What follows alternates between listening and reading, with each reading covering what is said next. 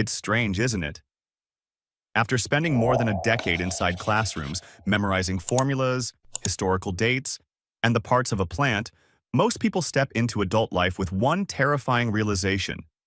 They have no idea how money actually works. Suddenly, it's rent, bills, loans, taxes, and trying to make enough just to survive the month. All that schooling. And nobody ever mentioned how to manage a paycheck, avoid debt traps, or grow wealth. It's like being thrown into the ocean after years of swimming theory. But no one ever taught how to float. But here's the real twist. It's not an accident. It's by design. And once this becomes clear, everything starts to make sense. So stay with this video until the end, because what's coming next might explain why money always feels like it's slipping away, and how to stop it.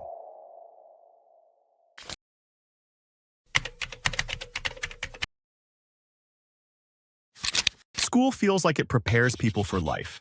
It has structure, order, routines, but most of the system is designed to produce employees, not thinkers, not decision makers, and definitely not financially free individuals. That's why schools prioritize algebra over asset building, Shakespeare over financial literacy, and punish students who ask, when are we actually going to use this? Meanwhile, the real world runs on decisions that were never covered in textbooks. How to avoid credit card debt. How compound interest can quietly build, or destroy, a future.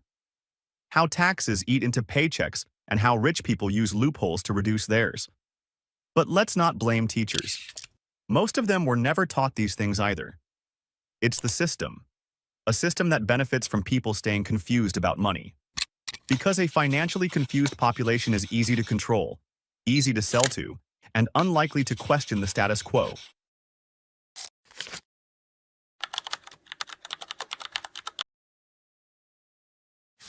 It's a comforting idea, right?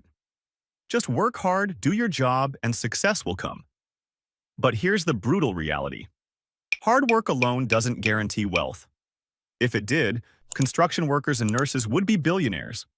The truth is, the system rewards leverage. Leverage of time, money, people, and information. The ones who understand this use it to escape the grind. The rest?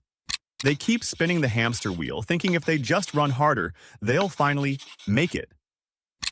What school never explains is this. It's not just about earning money. It's about what happens after money is earned. Where does it go? How much is kept? How is it grown? These questions are more important than the job title, but they're never part of the curriculum.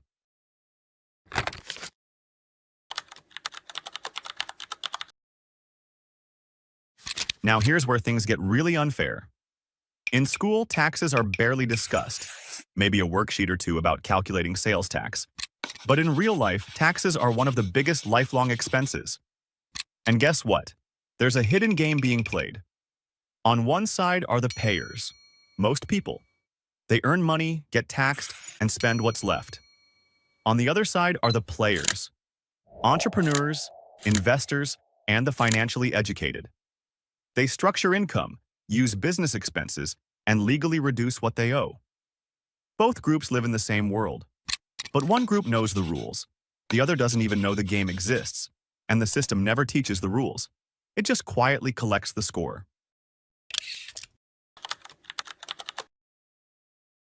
Another thing schools love to ignore: debt. Sure, students learn about the history of wars, but not how interest rates silently chain people to jobs they hate. Credit cards offer instant rewards. Student loans seem like the only way to get ahead. Car payments feel like a normal part of adulthood. But behind each of these is a quiet machine. One that profits from people not knowing the difference between good debt and bad debt. The kind that builds wealth versus the kind that drains it. Without this knowledge, people graduate not just with degrees, but with chains. Chains that slow down dreams and speed up stress.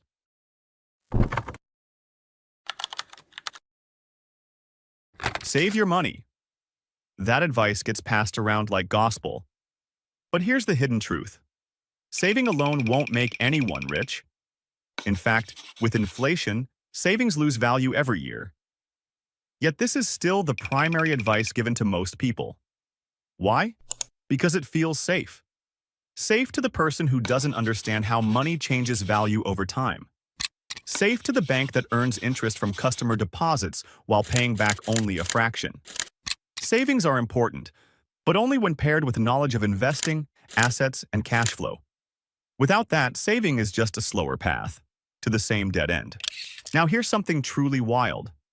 The people who seem to have it all aren't necessarily working harder. They just own things that make money for them.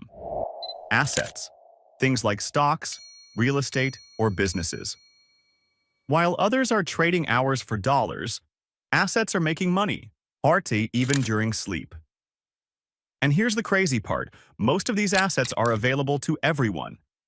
Yet, hardly anyone in school even hears the word asset used in this way. Because if more people owned assets, fewer people would rely on wages. And the system? It needs wage earners more than it needs free thinkers.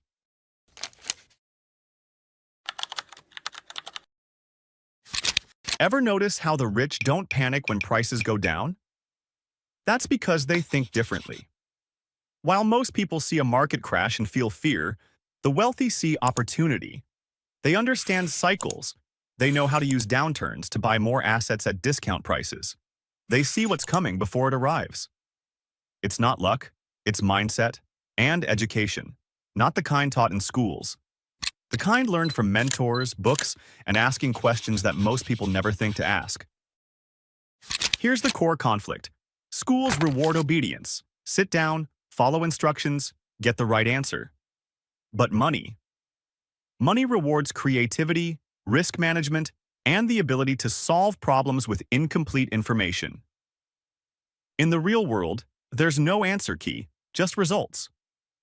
And those who adapt fast, who learn outside the system, and who question the old rules, those are the ones who break out. The game is rigged, but it's not unwinnable. The secret isn't to burn down the system. It's to understand the system, and then play it better. That starts with questions. Where is money going each month? What systems are in place to track it? What assets are quietly working in the background? What habits are building wealth, or silently killing it? No need for a finance degree, just a shift in attention. Instead of scrolling for distractions, start searching for strategies. Instead of waiting to be taught, start learning on purpose. Because in a world that hides the rules, the greatest rebellion is learning them anyway.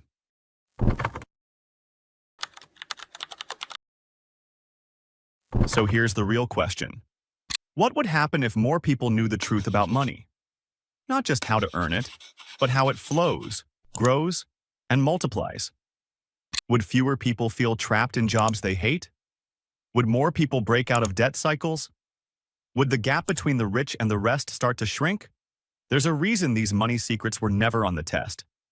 Because real power starts when people begin asking the right questions. And that's something no school can stop. Let this video be the start of that journey, not the end of it. Because the rules were never going to be handed over. They were always meant to be discovered. And once they're found, money stops being a mystery and starts becoming a tool.